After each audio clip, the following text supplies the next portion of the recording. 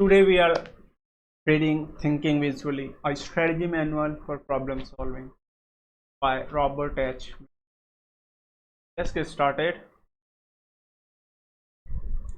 Background. Following four chapters provide background about the nature of visual thinking. The first chapter encourages you to explore several basic attributes of your own thinking, particularly that of flexibility, and to experience the importance of thinking visually to fully effective problem solving. The second chapter describes three kinds of visual imagery that are the primary vehicles of visual thinking. The third chapter shows how visual thinking involves many kinds of active mental operations. The fourth chapter discusses ways in which visual thinking provides an important creative complement to modes of thinking. Verbal thinking is ambidextrous thinking. So first chapter is thinking flexibly, second chapter is thinking by visual images, third chapter is images in action, fourth chapter is ambidextrous thinking. Okay, so thinking flexibly. Many words link vision with thinking. Many words link vision with thinking: insight, foresight, hindsight, and oversight. Visionary and seer. The word idea derives from the Greek idean, to see. A sound thinker is sensible or possesses common sense. A creative thinker is imaginative or far-sighted. A productive dreamer. Common phrases also connect thinking to the visual sense. See what I mean? Look at the idea from another viewpoint before focusing in. Examine the big picture. Indeed, before entering further into a discussion about visual thinking, let us step back, take a larger perspective, and consider thinking generally. What is thinking? The word thinking is much used but little understood. When do you think?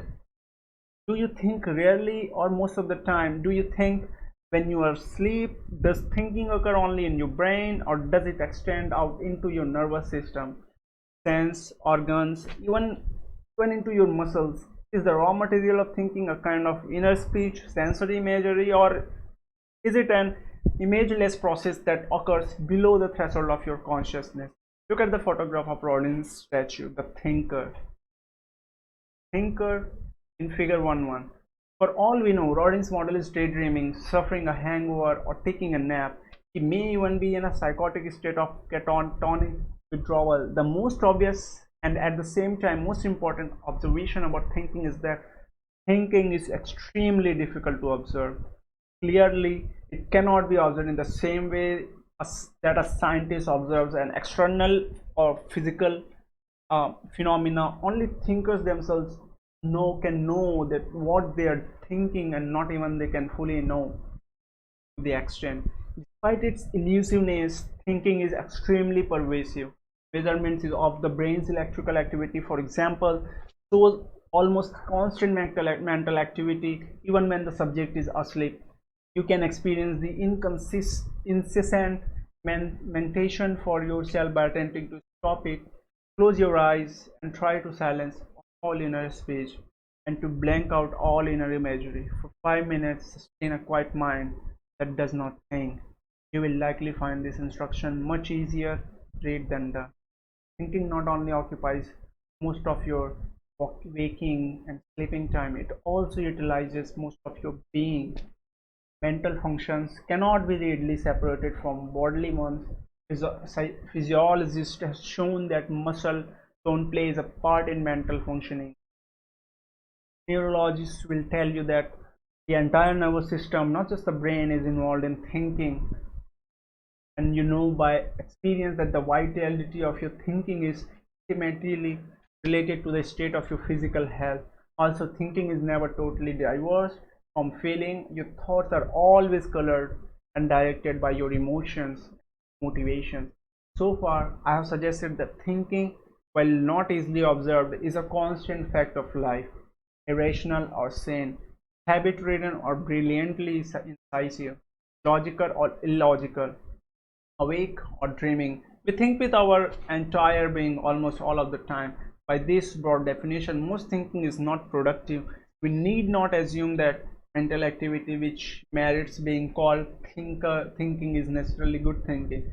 Indeed, most thinking that is eventually productive is preceded by frustrating, cyclic, obsessive, ill-informed, illogical, habit-plagued thinking that produce at the time very little of value. Self-observation. A fascinating way to learn about thinking is to watch your own thinking in action. The following experience, you will find that observing your own thinking is a demanding task. While thinking, you must also somehow step one side and watch your thinker. 1.1 Monk on the Mountain. As you think to solve the following puzzle, observe your thoughts the best of your ability. One morning, exactly at sunrise, a Buddhist monk began to climb a tall mountain. The narrow path, no more than a foot or two wide, spiraled around the mountain to a glittering temple at the summit. The monk ascended the path at varying rates of speed, stopping many times along the way to rest and to eat the dried fruit he carried with him. He reached the temple shortly before sunset. After several days of fasting and meditation, he began his journey back along the same path, starting at sunrise, again walking at variable speed. Many pauses along the way.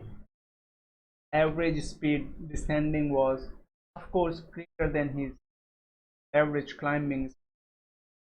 Prove that there is a single spot along the path the monk occupy on both trips at precisely the same time of day.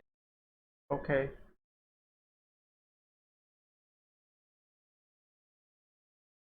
Before coming to the answer, let us discuss what you observed of your thinking. From your self-observations, you should be able to draw three basic conclusions about the general nature of thought process. First, did you notice how your thinking was represented to your consciousness?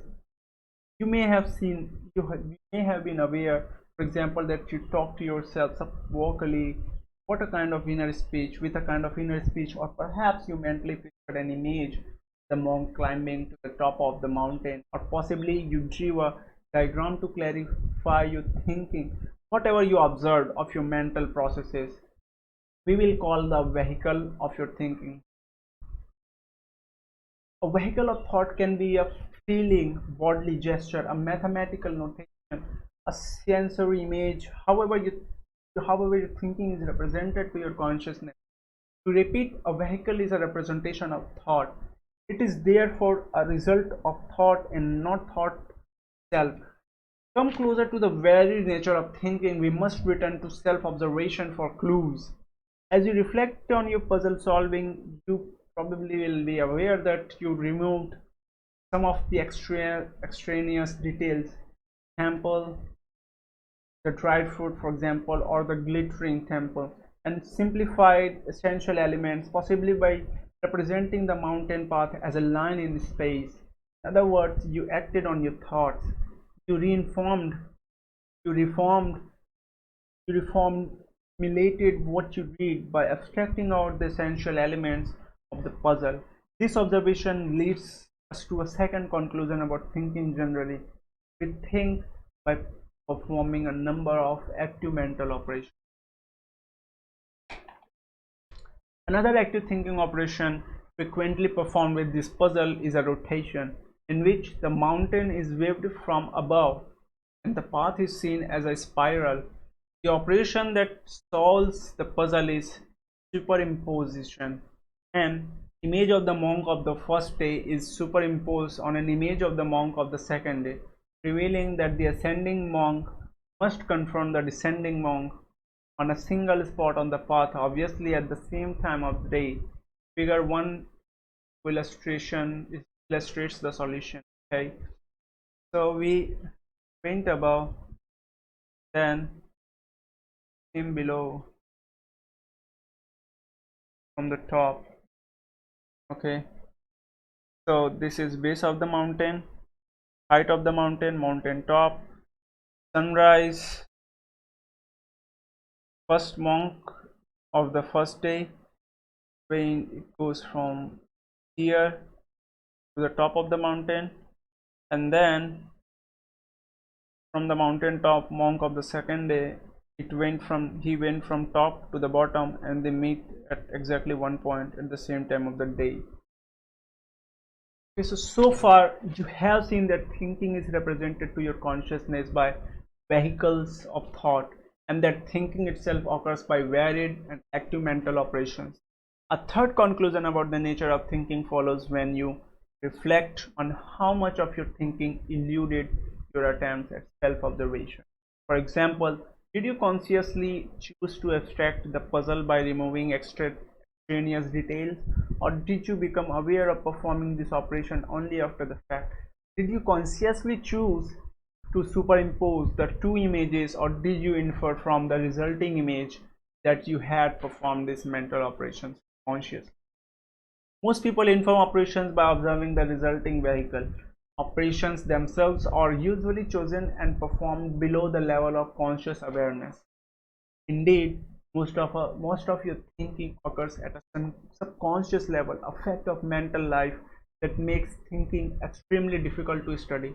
So, to vehicles and operations of thinking, we add levels. Some of our thinking occurs above and most of it below the level of our conscious awareness. In addition to vehicles, operations, and levels of thinking, which are characteristics of our all thinking, whether it is productive or not, we can identify three conditions that clearly promote effective thinking. The first is challenge. We think at our best when posed with a situation that we deeply desire to change. Second is information.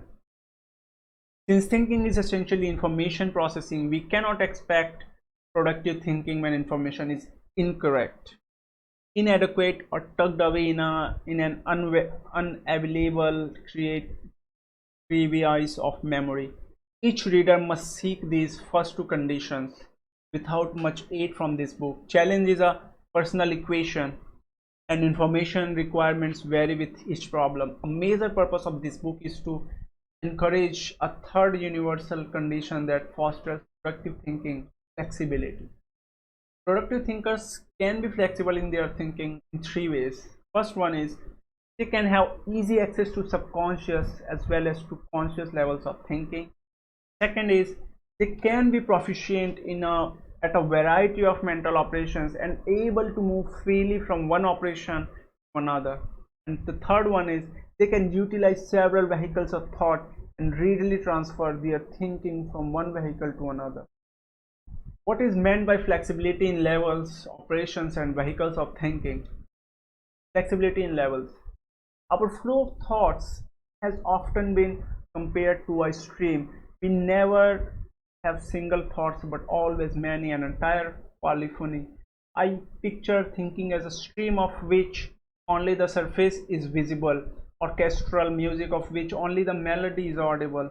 Another common image for thinking is that of an iceberg. The small visible portion of the iceberg is comparable to the mental processes of which we are consciously aware, and the much larger submerged portion to the unconscious mental activity that by definition goes unobserved. You are demonstrating flexibility in levels of thinking which you decide to stop thinking consciously about a problem, to relax, take a walk, to sleep on it. In short, to allow your thinking to proceed unconsciously. Right? Flexible thinkings are also alert to recognize ideas that emerge from chapter 16. For example, I discuss a number of creative insights obtained from dreams. Education rarely encourages flexibility in levels of thinking. In school, conscious modes of thinking are usually stressed and subconscious modes are rarely even mentioned. One purpose of this book is to point to educational oversight and to suggest ways in which you can become aware of and tap into thinking that occurs below the threshold of your normal waking consciousness. Flexibility in operations. Earlier in this chapter, abstraction, rotation, and superimposition were given as example of the active operations you perform when you think. Another example of a thinking operation is analysis. By analysis, you actively dissect the object of your thinking into parts. For example, the A, B, C of an outline.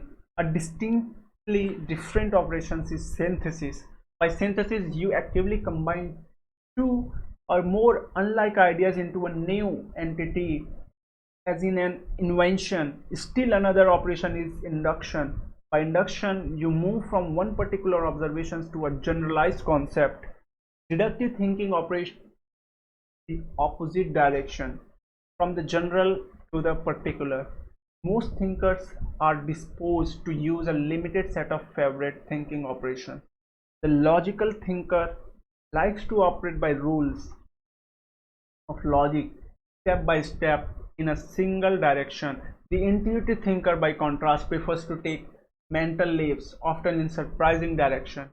As a skillful carpenter masters many tools and matching tool tasks, expertly expertly moves from one tool to another, so the productive thinkers has flexible access to a wide variety of mental operations.